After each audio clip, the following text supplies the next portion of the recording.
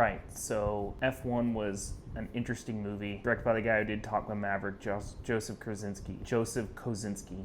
And I would love to put this at above and beyond, but I think that this movie just sits in the pocket, and while it is very well made and super cool, the elements of the cars, the races, the camera use, that stuff is above and beyond. But the movie as a whole sits just right in the pocket. Good sports drama about overcoming the odds, being the underdog and making the most of it, and dealing with your own baggage. And Brad Pitt does his Brad Pitt thing, and I just think this is worth a watch, but it is not the most amazing thing I've ever seen. So coming, off of Top Gun Maverick, Kosinski really put a standard in front of me, and the jet stuff with Tom Cruise was out of this world. So I was kind of hoping for the same thing in F1, and I am not an F1 fan, so maybe it did that very well. It did the best it could. That's my favorite part of the movie, is seeing the camera on the cars, but that wasn't enough to take that movie above and beyond for me.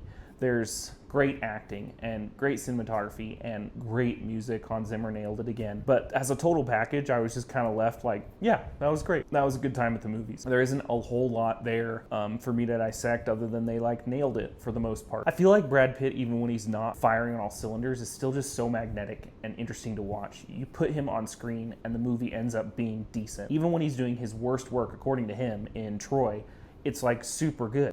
That's a great movie. In F1 specifically, it all works. There's nothing really massively negative to talk about with it. Maybe the guy who wants money is a little too cliche. Maybe the back and forth is a little overdone. Maybe it kind of meanders a little bit in the second act, but it's not anything that really detracts from it. It's just nothing really pushes it beyond for me, barring the actual camera work on real F1 cars, because that's just awesome. That's amazing. That's why you go to the movies. And maybe I should have seen it in an IMAX theater. Maybe that would have made the bigger difference for me to be more immersed, so to speak. But I need to make another video on theater experiences, because that's a whole nother problem to talk about. Anytime Carrie Condon is on screen, I'm super into her. She is killing it. As far back, I believe she was in the sister in Banshees of Inisherin, and she's just amazing, man. I cannot wait to see what she does next, and I'm looking forward to whatever movie she's a part of, because she's a force to be reckoned with.